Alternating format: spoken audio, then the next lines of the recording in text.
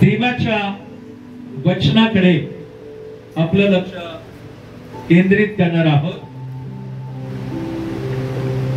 देवाचं वचन हे त्रिकालाबाधी सत्य आहे। त्रिकालाबाधी सत्य कोणाला माहिती का? त्रिकालाबाधी सत्य आकाश, त्रिकालाबाधी सत्य म्हणजे तिन्ही काळामध्ये चालणारं हे देवाचं वचन सत्य आहे। Praise the Lord. तिन्ही काळ आणि या दिवसांमध्ये परमेश्वर तुमच्या बरोबर आणि माझ्या बरोबर त्याच्या वचनाच्या द्वारे बोलत आहे। मागच्या आठवड्यामध्ये आम्ही असं ऐकलं की या ख्रिस्ती जीवनामध्ये आम्ही चालत असताना आम्हाला प्रत्येकाला देवाचा आवाज ऐकणं हे अत्यंत गरजेचं आहे। Praise the Lord, praise the Lord, praise the Lord. Brother Raju जरा बाहेर जा आणि जेवढे असतील तेवढे सगळ्यांनी तर खुर्च्या रिकाम्या, लेकरं पण असू द्या, सगळे लहान मोठे सगळे जण। माझा आवाज बाहेर येत आहे, ब्रदर राजू बाहेर येत आहेत, जे बाहेर आहेत आतमध्ये जागा आहे, लेकरं जरी असतील ते सगळे जण आतमध्ये येतील।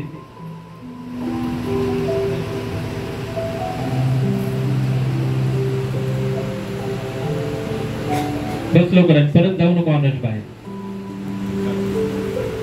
आणि आपण पाहत आहोत की परमेश्वराचा आवाज आपल्या प्रत्येकासाठी फार महत्वाचा आहे।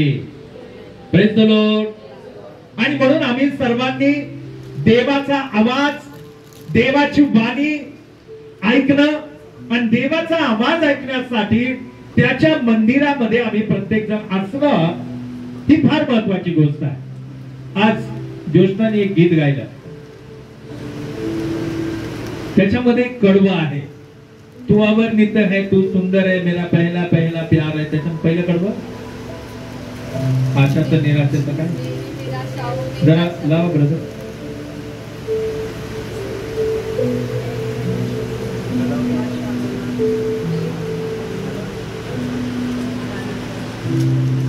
बस आता बघा सगळेजण त्याच्यावर बघा स्क्रीनवर, मेरी निराशाओं में मेरी आशा बना तू, मेरी खामोशियों को समझा तूने प्रभु।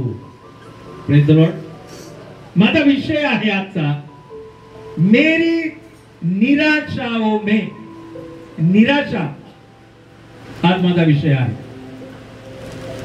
प्रिय बंधू आणि बहिणींनो, आज या ख्रिस्ती जीवनामध्ये आपण चालत असताना सैतान हा नेहमी देवाच्या लोकांच्या विरोधात असतो। बघा माझे प्रत्येक शब्द प्रत्येक जण चांगल्या रीतीने ऐका।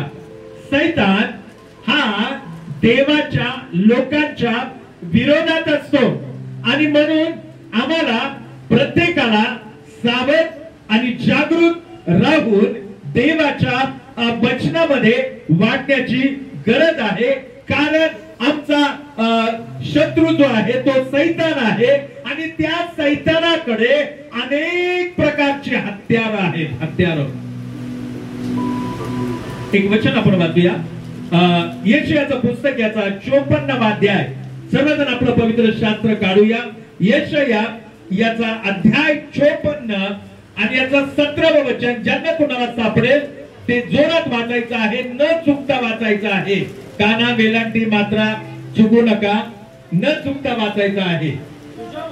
हा, तुझ्यावर चालवण्याकरिता घडविलेले कोणतेही हत्यार, बस हा याच्यातला अ भाग आहे। आणखीन जर तुम्ही पुढे वाचलं तर त्याच्यात ब भाग आहे, आणखीन पुढे वाचलं तर त्याच्यात क भाग आहे।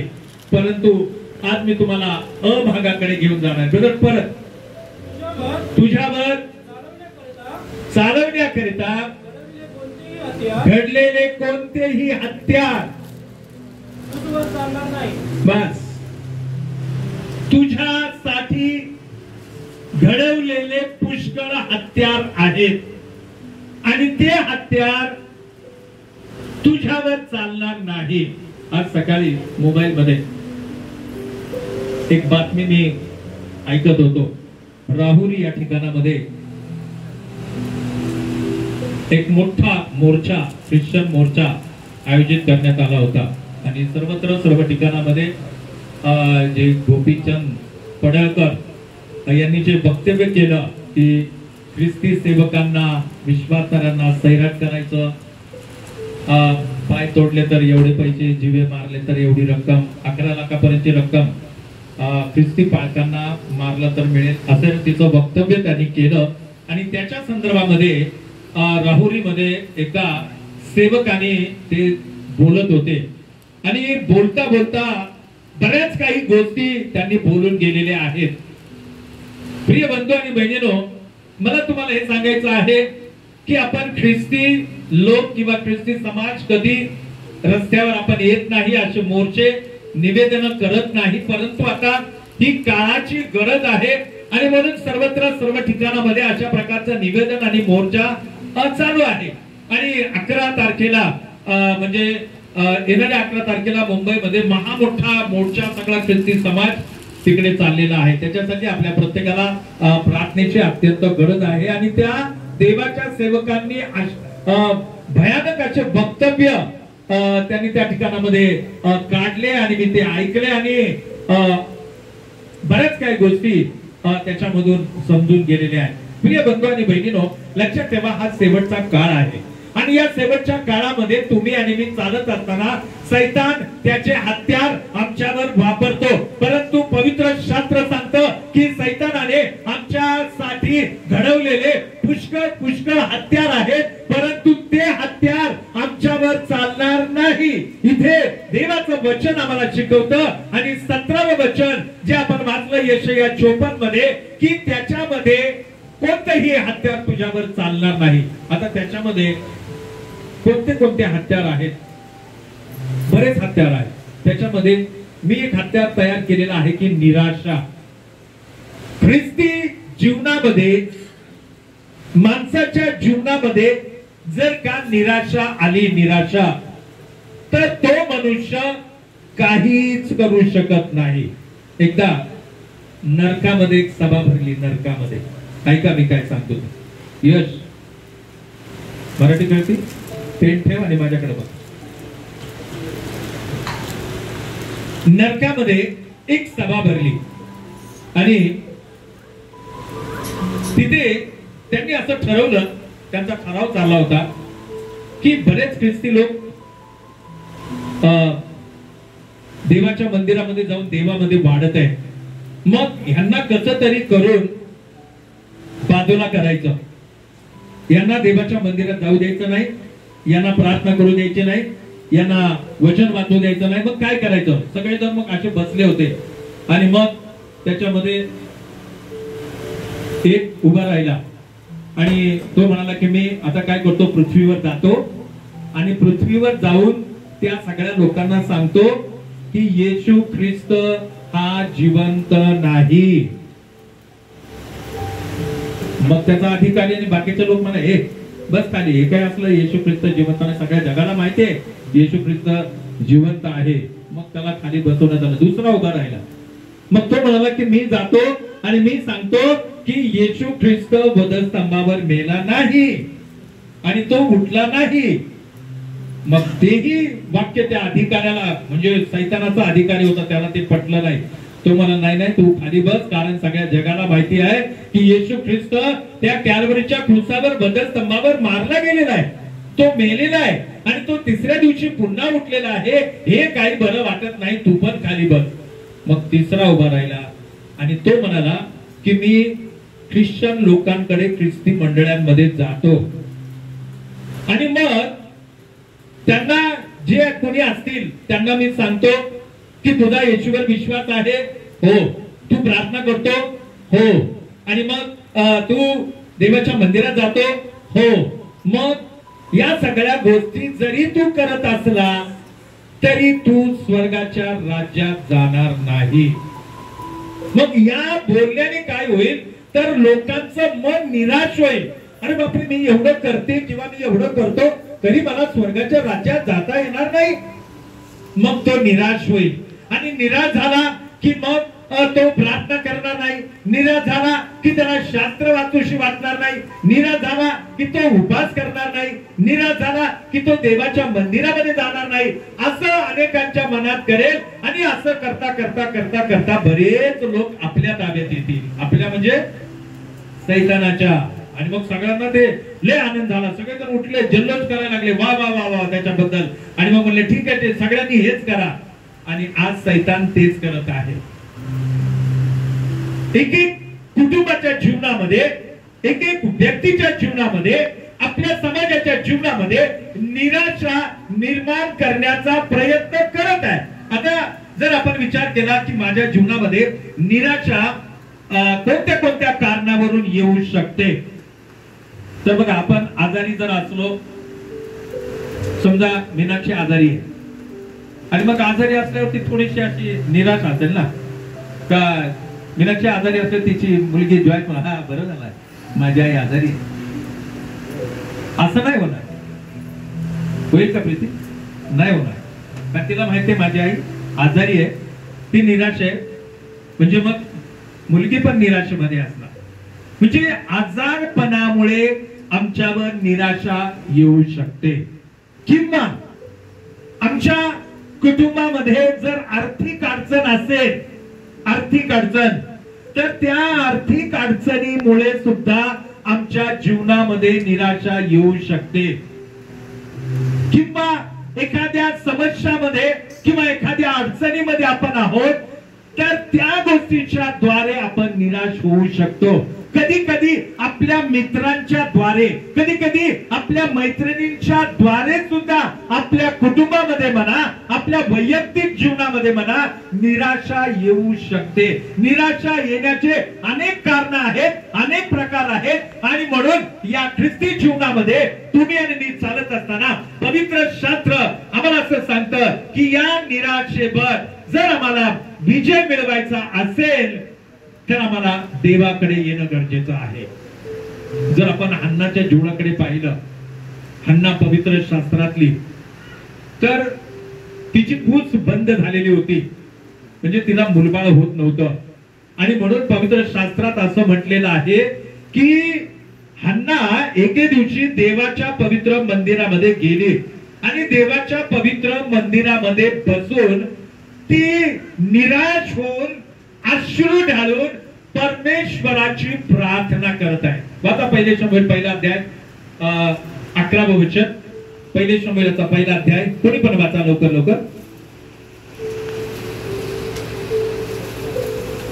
ती म्हणाली, हे सेनाधीश परमेश्वरा, तू आपल्या या दासीच्या मुखाकडे खरोखर अवलोकन करशील, माझी आठवण करशील, आपल्या दासीला विसरणार नाही, आपल्या दासीला पुत्र संतान देशील, तर त्याच्या आयुष्यभरासाठी मी त्याला परमेश्वराला समर्पित करीन आणि त्याच्या डोक्यावर वस्त्रा फिरवणार नाही, असा तिने नवस केला.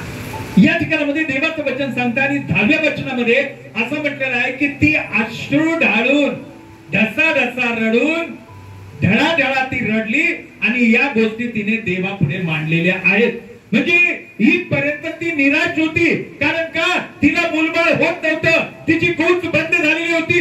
परंतु ती देवाच्या मंदिरामध्ये गेली, तिने प्रार्थना केली, ती देवाजवळ रडली आणि तेव्हापासून ती आनंदित झाली. तिच्या जीवनातली निराशा निघून गेलेली आहे. माझ्या बंधूंनो, माझ्या बहिणींनो, आज या ख्रिस्ती जीवनामध्ये आपण चालत असताना अनेक गोष्टीच्या द्वारे आपल्यावर निराशा येते, अनेक गोष्टीच्या द्वारे आपण निराश होतो, हताश होतो, खिन्न होतो. आपल्याला समजत नाही की मी काय करावं, मी कसं बोलावं, मी कसं राहावं. परंतु ज्या वेळेला ही हन्ना देवाच्या मंदिरात गेली आणि देवाच्या मंदिरामध्ये बसून अश्रू ढाळून ती रडलेली आहे. Praise the Lord. अश्रू ढाळून रडलेली आहे आणि तेव्हा तिच्या जीवनातली जी निराशा आहे ती निराशा निघून गेलेली आहे. आणखीन एक उदाहरण मी तुम्हाला सांगू इच्छितो.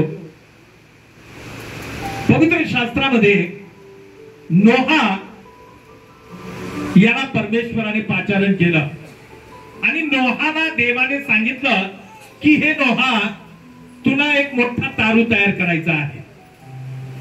आणि मग तारू तयार करायचा आहे ही देवाने त्याला दिलेली ऑर्डर आहे.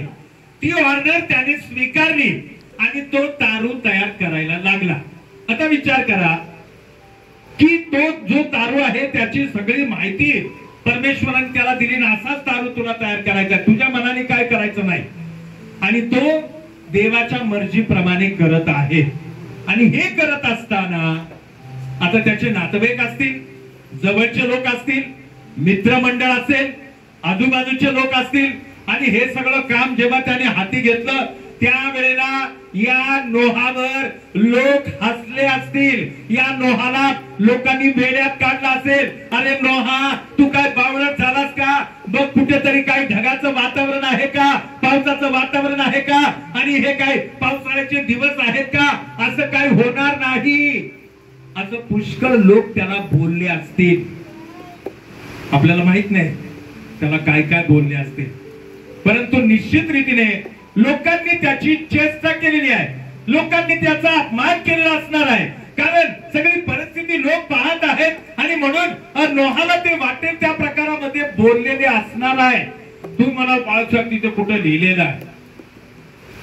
प्रत्येक गोष्ट लिहायला पाहिजे असं नाही. योहानाच्या शुभवर्तमानामध्ये असं म्हटलेलं आहे की त्या काळात घडलेल्या गोष्टी जर पवित्र शास्त्रात लिहिल्या असत्या तर जगातलं कोणतंही पुस्तक मावणार नाही, इतक्या त्या गोष्टी झालेल्या असतात. आणि म्हणून प्रत्येक गोष्ट तिथे असायला पाहिजे असं नाही. परंतु या ठिकाणामध्ये लोकांनी त्याला वेड्यात काढलं असेल, लोकांनी त्याची चेष्टा केली असेल, लोकांनी त्याला निराश केलेला आहे. परंतु मला तुम्हाला सांगू द्या, लोकांच्या या कुठल्याही बोलण्याकडे नोहाने लक्ष दिलं नाही. Praise the Lord. तर तो त्याचं काम करतच राहिलेला आहे. तो त्याचं तारू बांधायचं काम तो करत राहिलेला आहे. आणि खरोखर देवाने सांगितलं म्हणून तो करीत राहिला आणि म्हणून त्याचं जीवन आशीर्वादित झालेलं आहे. जरी लोकांनी त्याला निराश केलं, जरी लोकांनी त्याच्यावर हल्ले केले, जरी लोकांनी शब्दाच्या द्वारे त्याला बोलला, तरी त्याने लोकांकडे दुर्लक्ष केलं आणि तो म्हणाला की नाही, ही देवाची आज्ञा आहे आणि देवाच्या आज्ञेचं पालन मला करणं हे अत्यंत गरजेचं आहे. माझ्या भावांनो, माझ्या बहिणींनो, आज परमेश्वराने तुम्हाला आणि मला निवडलेलं आहे. अशा निराशा येतात आपल्या जीवनामध्ये. असा एकही व्यक्ती नाही, एकही कुटुंब नाही की त्यांच्या कुटुंबामध्ये निराशा नाही. प्रत्येकाच्या जीवनामध्ये निराशा आहे, येत राहते. आणि ती निराशा आहे तिथेच आम्हाला धरून राहायचं नाही, तर त्या निराशेवर आम्हाला जय मिळवायचा आहे, विजय मिळवायचा आहे. त्याच्यासाठी येशूच्या सानिध्यात आम्हाला बसायचं आहे. जर आपण शमूएलाच्या जीवनाकडे जर पाहिलं पवित्र शास्त्रामध्ये, तर आम्हाला असं पाहायला मिळतं, पहिल्या शमूएलाच्या 17व्या अध्यायाकडे मी तुम्हाला घेऊन जाणार आहे की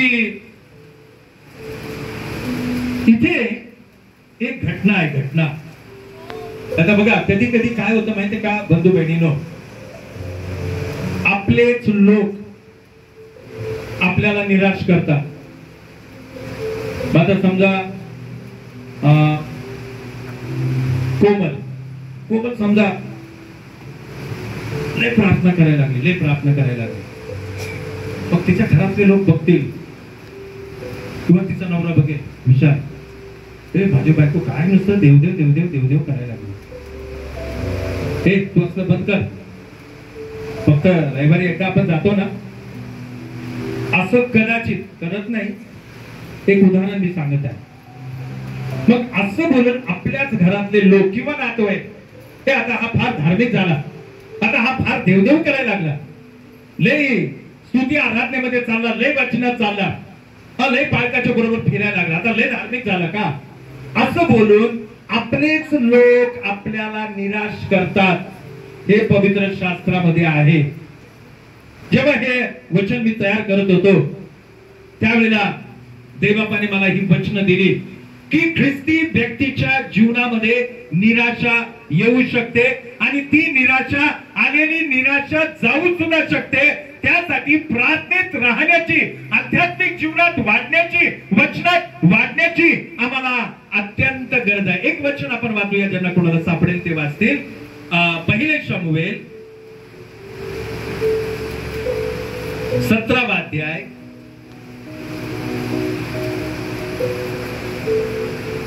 32 वचन. सगळेजण ऐका, कोणीतरी वाचा. हा, परत जोरात. मग दावीद शाऊलास म्हणाला, त्या फलिस्त्यांमुळे कोणाही माणसाचे मन कचरू नये, आपला दास त्यात बरोबर जाऊन लढेल. आता इथे थोडस ऐका, एक युद्ध आहे. युद्ध गल्ल्यात रूपी राक्षस आहे. हा गल्ल्यात सैतानाचं प्रतीक आहे आणि हा गल्ल्यात आपल्या इस्रायल लोकांना आणि इस्रायलाच्या जिवंत परमेश्वराला तुच्छ लेखत आहे, नाव ठेवत आहे, वेगवेगळ्या प्रकारामध्ये बोलत आहे. आणि ही गोष्ट ऐकून सगळे इस्रायली लोक आणि शाऊल राजा घाबरून गेलेला आहे. आणि मग अशा वेळेला दावीद नावाचा एक जो छोटासा मुलगा आहे की जो वीणा वाजवणार आहे, मेंढरांच्या मागे जाणार आहे, मेंढर सांभाळणार आहे आणि त्याच्या वडिलांनी त्याचे भाऊ लोक युद्धासाठी गेलेले आहेत आणि म्हणून त्याला ते युद्ध पाहण्यासाठी म्हणा किंवा त्यांना जेवण देण्याकरता म्हणा त्या ठिकाणामध्ये तो गेलेला आहे. आणि गेल्यावर ही परिस्थिती त्याला कळाली आहे. दावीद म्हणतो की माझ्या इस्रायलाच्या देवाला, माझ्या देवाला हा जो गल्ल्यात आहे, हा जो राक्षस आहे, तो नाव ठेवत आहे, तो तुच्छ लेखत आहे आणि मग मी त्याला मारून टाकेन असं तो लोकांजवळ बोलत आहे. 33 वचन वाचा कोणीतरी. शाऊल दाविदास म्हणाला, या फलिस्त्याची ऐका. आता शाऊल राजा आहे, तो इस्रायलाचा राजा आहे आणि दावीद, माझ्या प्रश्नाचं उत्तर द्या. शाऊल हा राजा आहे. आता दावीद तिथे आलेला आहे.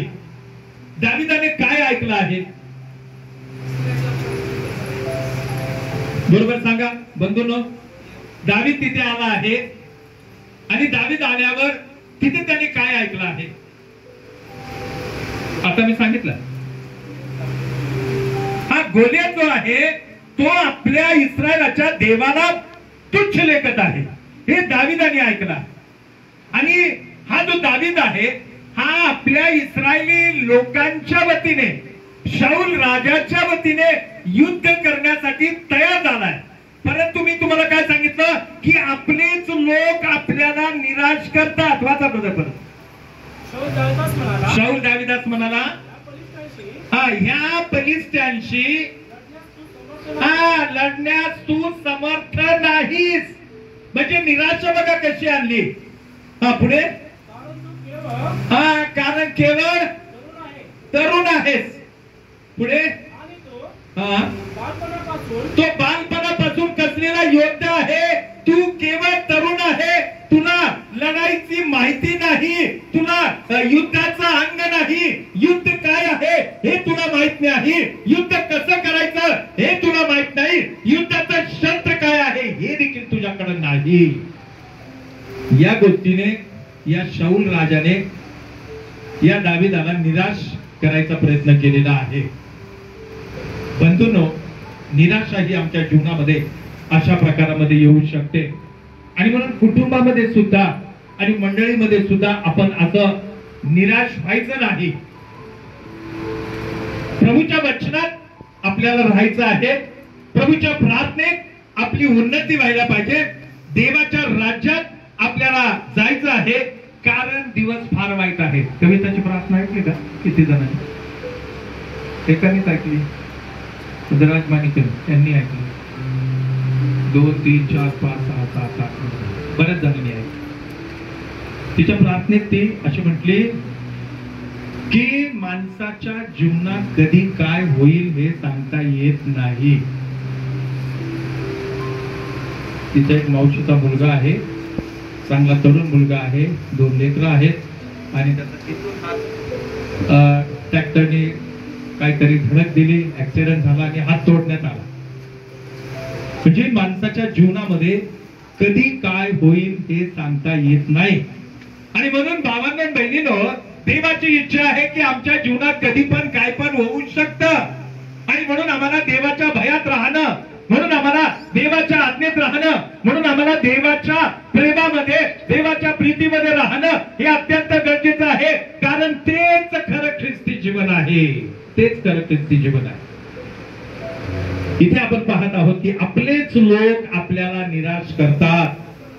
इस्रायलचा राजा त्या दाविदाला म्हणत आहे की तुला कसल्या प्रकारचं वाचा ब्रदर परत.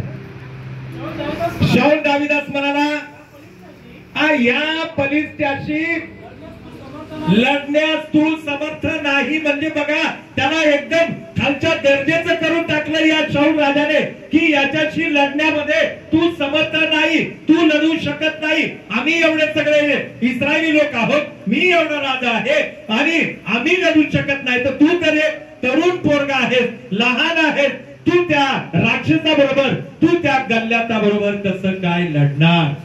निराशा आणलेली आहे. परंतु मला तुम्हाला सांगू द्या, तो एक असं एक काही उदाहरण या ठिकाणामध्ये देतो. एक वचन, पुढचं वचन वाचा. हा,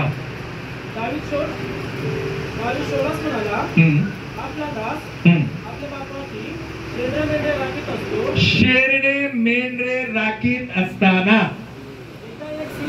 एकदा एक सिंह, एकदा एक अस्वल येऊन कळपातील एक कोकरू घेऊन जात असताना या दाविदाने काय केलं, त्या अस्वलाला आणि त्या सिंहाला त्यांची दाढी धरून त्यांना ठार केलं आणि त्यांच्या तोडून या मेंढरास, या कोकरास त्याने वाचवलं. हे उदाहरण तो देत आहे. जरी त्या राजाने त्याच्यावर निराशा आणली, तो म्हणाला तू हे करू शकत नाही, तू युद्ध जिंकू शकत नाही, परंतु त्याने हे उदाहरण दिलं आणि या उदाहरणाच्या द्वारे त्या शाऊल राजाचा जो विश्वास आहे तो त्याने वाढवला आणि त्याच्या जीवनातली निराशा त्याने दूर केलेली आहे. प्रिय बंधू आणि बहिणींनो, लक्षात ठेवा, जरी आपल्या ख्रिस्ती जीवनामध्ये अशा प्रकारची निराशा जरी आली तरी त्या निराशेच्या परिस्थितीला घाबरू नका, त्या निराशेच्या परिस्थितीला भिवू नका. कारण राजा या ठिकाणामध्ये म्हणतो की तू त्याच्याशी लढण्यास समर्थ नाही. प्रिय बंधू आणि बहिणींनो, परमेश्वर जर आपल्या पक्षाचा असेल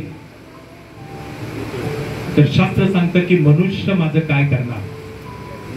परमेश्वर जर तुमच्या पक्षाचा आहे तर तो तुमच्या कुटुंबामध्ये त्याचे आशीर्वाद देणार, तुमच्या गरजा पुरवणार, तुम्हाला तो आरोग्य देणार, तुम्हाला तो त्याची शांती पुरवणार, तुमचे प्रत्येक प्रश्न तो सोडवणार. मात्र परमेश्वर आपल्या पक्षाचा असणं गरजेचं आहे.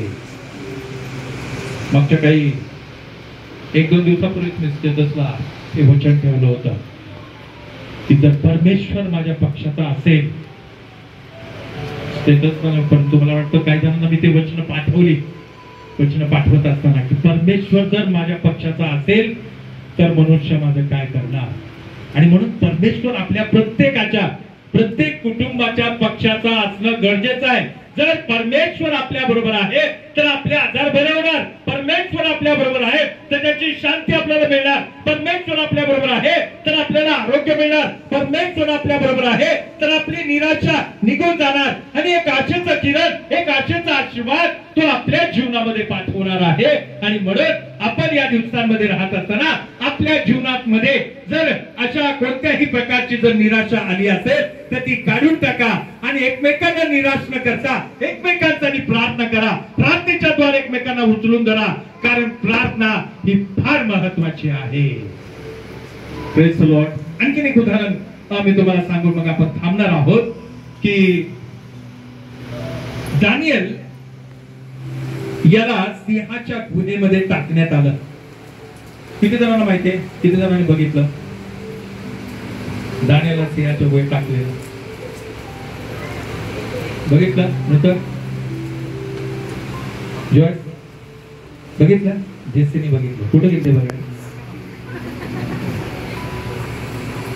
शास्त्रात सांग ना.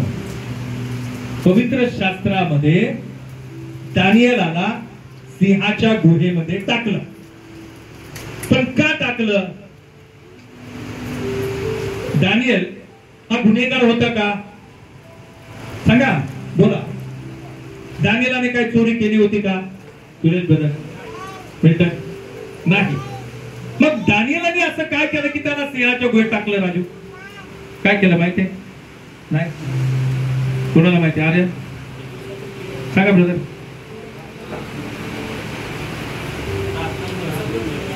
हा, दानियेलामध्ये काही चूक नव्हती, परंतु शास्त्र असं सांगतं दानियेलाच्या 7व्या अध्यायामध्ये की दानियल हा त्या काळामध्ये एक श्रेष्ठ 3 लोकांची निवड केली आणि त्या 120 लोकांची निवड केली.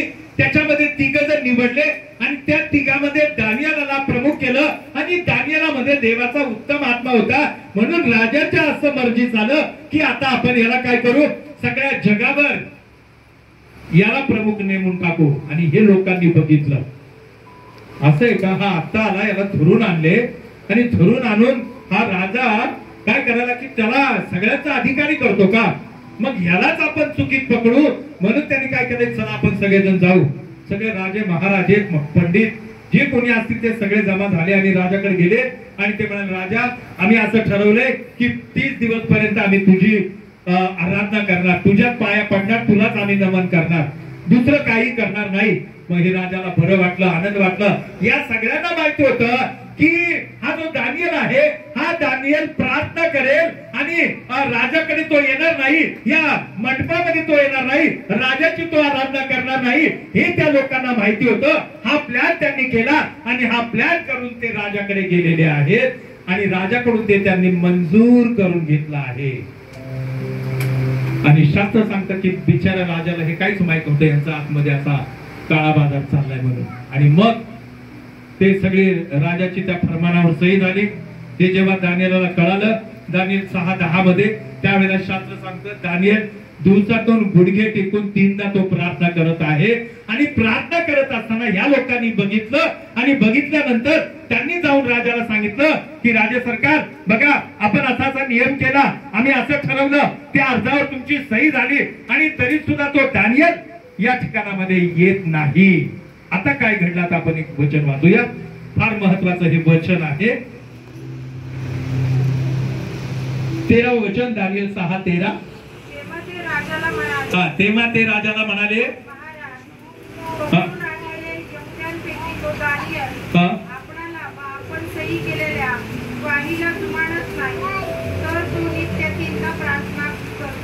या ठिकाणामध्ये यांना पकडायचं आहे. ते राजाकडे गेले तक्रार घेऊन आणि मग ते म्हणतात की बघा, त्याला आपण आणलं, त्याला तुम्ही मुख्य करणार आहात आणि तो तुम्हाला जुमानत नाही. 14 वचन ऐका, बघा फार महत्वाचं वचन. हे शब्द ऐकून राजा फार खिन्न झाला, म्हणजे निराश झाला. राजाच्या जीवनामध्ये निराशा आली. कारण का, राजाला माहित नव्हतं हे दानियेला विरुद्ध कट कारस्थान करून आलेले आहेत. जेव्हा त्याला कळालं हा जो दानियल आहे, हा याच्यामध्ये देवाचा उत्तम आत्मा बसतो, याच्यामध्ये देवाची शक्ती आहे, त्याने माझा राज्यकारभार हा चांगल्या प्रकारामध्ये सांभाळलेला आहे आणि हे या दानियेला विरुद्ध आले आहेत का? माझा परत वचन. हे शब्द ऐकून राजा फार खिन्न झाला आणि दानियेलाचा बचाव करण्यासाठी तो विचार करू लागला. आणि विचार करत असताना हे लोकांना कळालं की दानियेलाचा बचाव करण्याचा यांचा काहीतरी प्लॅन आहे. हे शब्द ऐकून राजा खिन्न झाला. खिन्न होणे म्हणजे निराश. एका देवाच्या सेवकाच्या विरोधामध्ये हे लोक प्लॅन करून आले आणि हे जेव्हा त्या राजाला कळालं त्यावेळेला राजा खिन्न झाला, निराश झाला. परंतु मेदी आणि पारसी तिथे असं म्हटलेलं आहे की यांच्या नियमानुसार तो कायदा बदलता येत नव्हता आणि म्हणून राजा काय करतो की सांगतो की त्याला धरून आणा आणि सिंहाच्या गुहेमध्ये टाका. आणि दानियेलाला अशा प्रकारामध्ये सिंहाच्या गुहेत टाकण्यात आलेलं आहे. परंतु पवित्र शास्त्र आम्हाला या ठिकाणामध्ये आणखी पुढे जाऊन काय सांगता, आपण 19 आणि 20 वचन वाचू.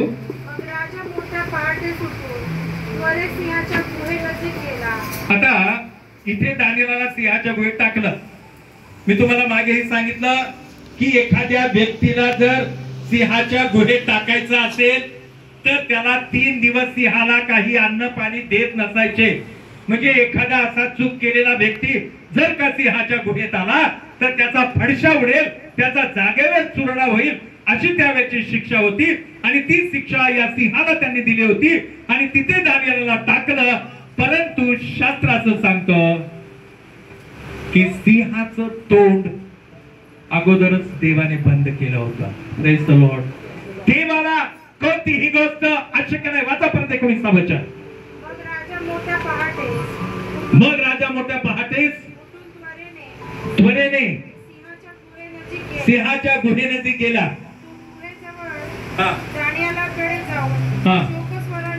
बस शोक स्वराने ओरडून. पहाटेची वेळ आहे, रात्र गेलेली आहे. शास्त्रात असं म्हटलं 20व्या वचनामध्ये की त्याच्या पुढे अन्न वाढण्यात आलं नाही, त्याच्या पुढे वाद्य वाजली नाही, कोणत्याही प्रकारचा आनंदामध्ये तो नव्हता. कारण एका देवाच्या सेवकाला त्याने शिक्षा दिली होती. देवाच्या सेवकाला सिंहाच्या गुहेत टाकलं होतं. लोकांनी प्लॅन केले, त्यांचं ऐकून त्याला सिंहाच्या गुहेत टाकलं. याच्याबद्दल तो दुःखी होता, कष्टी होता, निराश होता, खिन्न होता आणि म्हणून पहाटेच्या वेळेला सुद्धा तो शोक करत आहे. शास्त्रात असं म्हटलं की तो पहाटेच गेला आणि शोक स्वराने ओरडून म्हणाला. काय म्हणाला? हे दानिएला, जिवंत देवाच्या सेवका, ज्या देवाची सेवा तू नित्य करतोस त्याला सिंहापासून तुला सोडवता आले आहे काय? बघा, तो शोक म्हणजे निराशेने तो तिथे बोलत आहे. आणि खरोखर आज हा दानिएल म्हणतो की महाराज चिराईवासा, मी काय तुमचा अपराध केला नाही. माझ्या जिवंत देवाने माझा बचाव केला आहे. माझ्या जिवंत देवाने शास्त्रात असं म्हटलं की त्याची जी तोंड आहेत ती तोंड बंद के. 22 वचन वाचा. माझ्या देवाने आपला दिवेदूत पाठवून सिंहाची तोंडे बंद केली आहे. Praise the Lord. तो म्हणतो माझ्या देवाने खरोखर देवदूत पाठवला आणि सिंहाचं तोंड बंद झालेलं आहे. बाबांनो, बहिणींनो, तुमच्या जीवनामध्ये अशा काही परिस्थिती आल्या, समस्या आल्या तर देवाजवळ जा, देवाजवळ रडा, निराश राहू नका, प्रार्थना करा आणि देव सगळी तोंड बंद करणार आहे. देव सैतानाचं तोंड बंद करणार आहे. देव तो गल्ल्यात रूपी जो राक्षस आहे त्याच्यावर आपल्याला विजय मिळवण्यासाठी त्याचा जय तो आपल्याला देणार आहे. आणि मग पुढे जे आहे प्रिय बंधू आणि बहिणींनो, त्याची निराशा निघून गेलेली आहे. या राजाच्या जीवनातली निराशा निघून गेली जेव्हा या दानिएलला जिवंत बघितलं. आणि मग शास्त्र असं सांगतं, काही वचन आपण वाचूया लवकर लवकर, ज्यांना मिळतील ते वाचतील. 26 आणि 27 वचन. हा राजा बोलतो, मी फरमावतो की माझ्या साम्राज्यातील म्हणजे राज्यातील लोकांनी दानिएलाच्या देवापुढे कंपित होऊन त्याचे डोळे धरावे, कारण तो जिवंत देव आहे. तो पाहायचे राजा काय म्हणतो, कारण तो जिवंत देव आहे. माझ्या साम्राज्यातील कोणत्याही लोकांनी आणि दानिएलाच्या देवाची आराधना करायची आहे. दानिएलाच्या देवाला सोडून दुसऱ्या कोणाची आराधना करायची नाही. कारण तो जिवंत आहे, सर्वशक्तिमान आहे, सामर्थ्यशाली आहे, चमत्कार करणारा आहे आणि खरोखर मृत्यूपासून सोडवणारा तो देव आहे. त्याचीच आपण आराधना करायची, त्याचीच आपण उपासना करायची. हे राजाचं वक्तव्य आहे. आणि तेच वक्तव्य आज आपल्या ख्रिस्ती जीवनामध्ये पाहिजे की माझा देव हा सर्वशक्तिमान देव आहे. माझा देव हा चमत्कार करणारा देव आहे. माझा देव हा मला शांती देणार आहे. माझा देव हा मला परीक्षेतून सोडवणार आहे. माझा देव माझ्या जीवनात आलेलं दुःख निवारण करणार आहे. माझा देव माझ्यावर आलेली निराशा दूर करणारा देव आहे. हा विश्वास या राजाने जे वक्तव्य केलं ते वक्तव्य आज बंधू आणि बहिणींनो आपल्या जीवनामध्ये असणं हे अत्यंत गरजेचं आहे. निराशा येते, निराशा येत नाही असं नाही. आमच्या ख्रिस्ती जीवनामध्ये निराशा आहे, परंतु या निराशेवर जर आम्हाला जय मिळवायचा असेल तर पवित्र शास्त्र आम्हाला काय सांगते, एक वचन वाचा, मग आपण थांबूया. मत्तय स्तोत्र संहिता याचा 16वा अध्याय. निराशेवर जर आपल्याला जय प्राप्त करायचा असेल तर आपल्याला काय करायला पाहिजे? स्तोत्र संहिता याचा 16वा अध्याय आणि 11वं वचन. जीवनाचा मार्ग तू मला दाखवशील. Praise the Lord. जीवनाचा मार्ग तू मला दाखवशील. तुझ्या सानिध्यात मला पूर्ण आनंद आहे. परमेश्वराच्या सानिध्यात पूर्ण आनंद आहे. म्हणजे देवाच्या मंदिरात पूर्ण आनंद आहे. जो आनंद तुम्हाला बाहेर मिळणार नाही तो आनंद इथे आहे. जो आशीर्वाद तुम्हाला बाहेर नाही तो आशीर्वाद इथे आहे. कारण स्तोत्र 133 मध्ये असं म्हटलेलं आहे, त्याने इथेच आशीर्वाद देण्याचं ठरवलं आहे. आणि म्हणून बंधू आणि बहिणीनो, जर आम्हाला निराशेवर जय मिळवायचा असेल तर आम्हाला त्याच्या सानिध्यात राहण्याची गरज आहे. योहान 15:7 मध्ये असं म्हटलं आहे की तुम्ही माझ्यामध्ये राहा आणि मी तुम्हामध्ये राहील आणि मग तुम्हाला जे काही पाहिजे असेल ते मागा आणि ते तुम्हाला प्राप्त होईल. तुमच्या कसल्याही गरजा असू द्या, तुमच्या किती मोठ्या समस्या असू द्या, परमेश्वर त्याचा पुरवठा करणारा, परमेश्वर तुमच्या बरोबर राहणारा, परमेश्वर तुमची निराशा दूर करणारा, परमेश्वर त्याचा आशीर्वाद देणारा, त्याचा आनंद देणारा, त्याची शांती देणारा असा महान परमेश्वर आहे. आणि त्या परमेश्वराच्या सानिध्यामध्ये, त्याच्या भयामध्ये आम्ही सतत राहावं ही देवाची इच्छा आहे. Praise the Lord.